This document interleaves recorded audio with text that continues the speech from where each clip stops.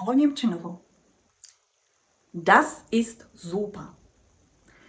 To je veta, ktorú používate, predpokladám, veľmi často v nemčine. Ale ako by sme túto vetu vedeli povedať ešte trošku inak, aby sme stále neopakovali to slovíčko das ist super. Ja vám dnes predstavím zo pár takých synonym, ako to môžeš vyjadriť. Dobre počúvaj. Das ist großartig. Das ist einfach großartig.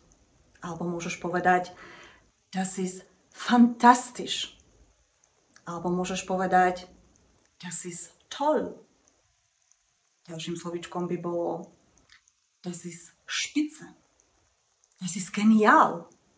Das ist perfekt.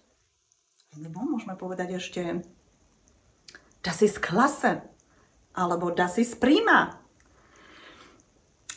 Existujú však ešte také slovíčka, ktoré možno často počujete okolo seba v zahraničí na vyjadrenie vlastne tohto pocitu, že je niečo super, ale sú to skôr slovká, ktoré patria do, nazvem to Jugendsprache, čiže ako keby reč tých našich mládežníkov, je to skôr taká veľmi hovorová podoba.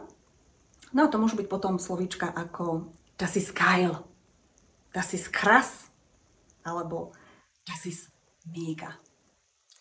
Takže toto je taká skupinka vlastne výrazov, ktorými môžeme nahradiť veľmi šikovne práve toto slovíčko super. Takže majte krásny deň, schönen Tag noch und bis bald. Tschüss aus Nemčinovo.